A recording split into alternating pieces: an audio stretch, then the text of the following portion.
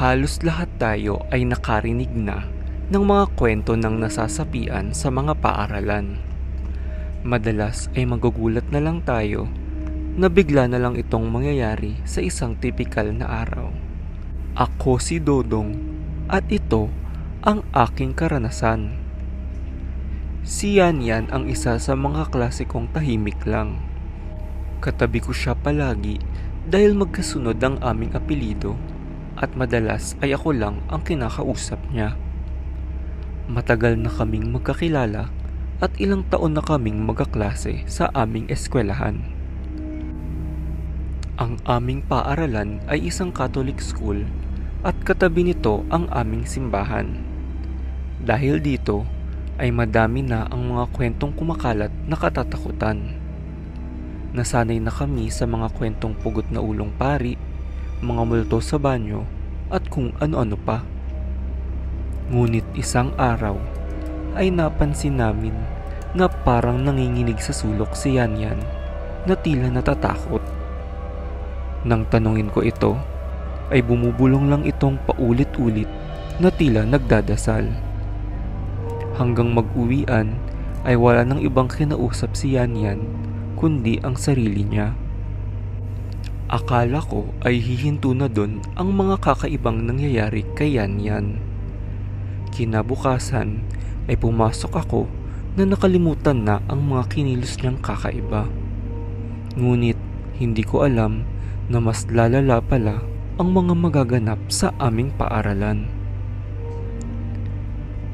Habang naglalakad papuntang school ay napansin kong hindi ko nakasabay si Yan sa aming kanto. Natanaw ko itong nauna maglakad sa akin kaya tinawag ko ito.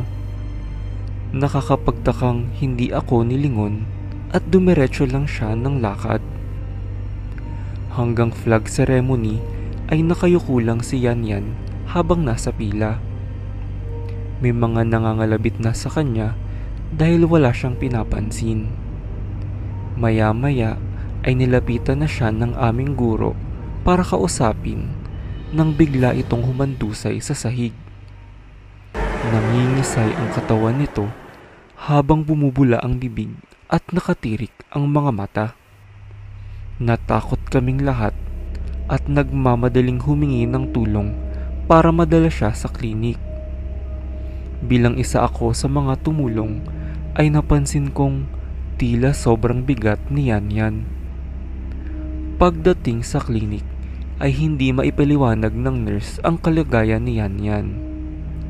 Wala naman daw itong history ng epilepsy kaya tatawagan na lang daw ang magulang nito. Biglang tumigil sa panginginig si Yan at pinayuhan na antayin ang magulang niya. Pansamantalang pinabalik sa aming klase si Yan at nagpatuloy ang aming araw ng maayos. Bandang lunchtime pa kasi makakarating ang mga magulang niya para sunduin siya. Habang nagkaklase kami ay napansin kong bumubulong ulit si Yan. Nang pakinggan ko maigi ang kanyang sinasabi ay napansin kong nagdadasal ito ng taimtim. Kinamusta ko si Yan at tinanong kung anong nangyayari sa kanya. Matapos kong kalabitin ito, ay bumalagta siya bigla sa sahig. Muling nanginig ang katawan nito habang bumubula ang bibig at nakatirik ang mga mata. Hinawakan naming magkakaklase ang mga kamay at binti nito. Muli kong napansin na kakaiba ang bigat ni Yan habang bitbit siya papuntang klinik. Pinagpahinga muna si Yan sa klinik at napagdesisyonan na doon na lang siya susunduin ng kanyang mga magulang. Kinabahan kaming lahat sa kalagayan ni Yan, ngunit nakampante na magiging maayos na siya. Doon kami nagkakamali. Habang papalapit ang tanghalian, ay kumalat na sa buong eskwelahan ang nangyari kay Yan. Nagbubulong-bulungan na ang mga taga-ibang section at pati mga guro ay siya ang pinag-uusapan. Pagtunog ng bell ay nagpalitan na ng mga kwento sa kantin. Habang kumakain ako, ay may mga nagtatanong sa akin ng nangyari, ngunit sinabi ko lang na may sakit si Yan Yan. Naririnig kong sinasabi ng iba na baka nagpapapansin lang ito, at sabi naman ng iba na baka naengkanto ito. Maya-maya ay napansin kong maraming tao ang nagkukumpulan sa tapat ng aming klinik. May mga sumisigaw na tila takot na takot at may mga umiiyak din. Pagsilip namin ay nakahandusay sa aming classroom si Yan Yan at tila inatake na naman ng sakit. Ayon sa nurse, ay pabalik si Yan Yan para kunin ang kanyang bag sa classroom nang bigla itong himatayin.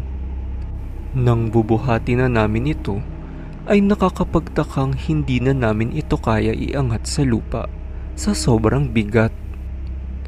Nagulat kami nang bumangon si Yan Yan bigla. Nanlilisik ang mga mata nito at tinulak kaming lahat na may lakas na tila pang 10 tao. Lahat kami ay napaatras at nakitang namumula ang kanyang mga mata. Nagsasalita ito ng lengguwaheng parang Latin na hindi namin maintindihan. Bigla itong tumakbo at dahan-dahang gumapang paakyat sa pader. Napasigaw kaming lahat sa takot at agad na pinatawag ang pari ng aming paaralan. Doon namin napagtanto na sinasapian ng demonyo si Yan Yan at hindi ito basta-basta sakit lang. Ayon sa usap-usapan ay dating parte ng simbahan ang aming paaralan at ang parte daw na ito ay dating gusali kung saan ginaganap ang mga eksorsismo ng mga pari. Habang dinadasalan ng pari si Yan Yan, ay may tila hugis na nagpakita sa amin. Isang nakakatakot na muka ang naaninag namin sa likuran ni Yan Yan. Tila magkakaiba ang aming deskripsyon sa aming nakita, ngunit nagkasundo kaming lahat na tila itsura ng isang demonyo ang nakakapit sa likod ni Yan Yan.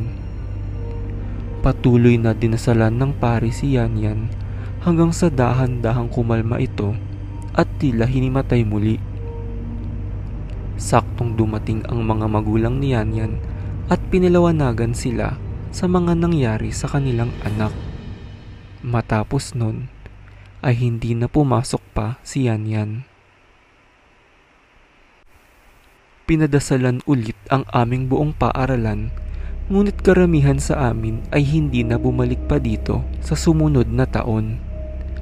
Dahil marami pang ibang naging kababalaghan ang dumaan matapos ang nangyari kay Yan Yan. Lalo na't tumatak na sa aming isipan ang nakakahilakbot na itsura na aming nakita. At ayaw na naming makaranas ulit na may makitang sinasapian ng demonyo.